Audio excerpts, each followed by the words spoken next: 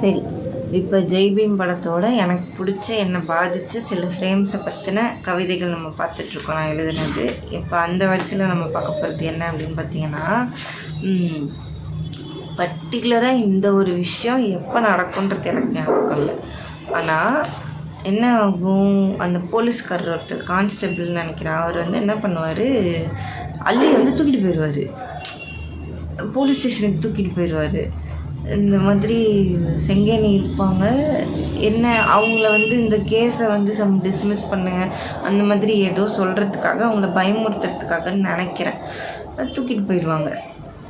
சரி, ஞாபகம் வர மாட்டேங்குது. ஆனால் விஷய கண்டெக்ஸ்ட் இது தான். அந்த குட்டி பாப்பாவை தூக்கிட்டு போயிடுவாங்க.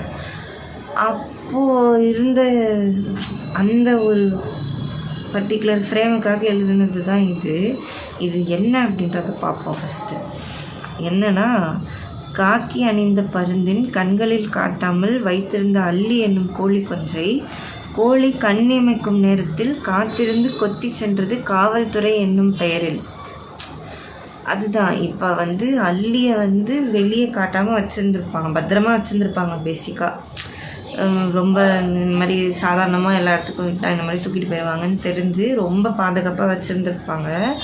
ஆனால் ஒரு கொஞ்சம் டைம்லேயே என்ன பண்ணிகிட்டு இருந்திருப்பாங்க, மேபி ஒரு ரீவாட்ச் போட்டால் கரெக்டாக வந்துடும்னு நினைக்கிறேன்.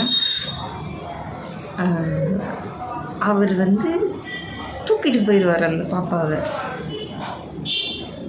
அப்போ எழுதுனது தான் இதை வந்து நம்ம இப்போ டீகோட் பண்ணலாம். ரொம்ப அப்படியே திருப்பி அதையே சொல்லிகிட்ருக்கிறேன் நான், பைத்தியம் மாதிரி.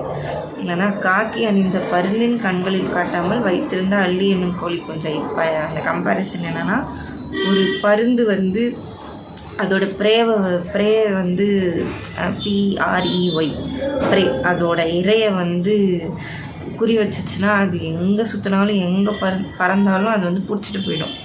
சரியா? அந்த மாதிரி இப்போ அந்த காக்கி சட்டை போட்ட கான்ஸ்டபிள் தான் பருந்து. நம்மளோட அந்த குட்டி பாப்பா அள்ளி வந்து ஒரு சின்ன கோழி குஞ்சு. இந்த கோழி குஞ்சை இப்போ வந்து நம்ம எந்த ஒரு பாதுகாப்பும் இல்லாமல் வெளியே விட்டோன்னா கண்டிப்பாக அந்த பருந்து வந்து தூக்கிட்டு போயிடும். அதனால் நான் ரொம்ப பொத்தி வச்சுட்டு இருந்தேன். ஆனால் ஒரு ஃப்ராக்ஷன் ஆஃப் செகண்டில் அந்த பருந்து வந்து தூக்கிட்டு போயிடுச்சு அப்படி சொல்கிற மாதிரி. அந்த கோழி கண்ணி வைக்கும் நேரத்தில் அப்படின்றது வந்து செங்கேணி தானே அம்மா. இப்போ அவங்க கொஞ்சம் லத்தாஜிக்காக இருந்த டைமில் கொஞ்சம் அப்படி ஒரு செகண்டில் அவர் அப்படி தூக்கிட்டு போயிட்டார் பாப்பாவை. காவல்துறை என்னும் பெயரில் பண்ண போகிறது அநியாயம், பண்ணிகிட்டு இருக்கிறது அக்கிரமம். ஆனால் காவல்துறை என்னும் பெயரில் வந்து ஒரு அநியாயம் பண்ணுறாங்க அப்படின்னு சொல்லி எழுதுனது தான் இந்த ஒரு கவிதை. அவ்வளோதான்.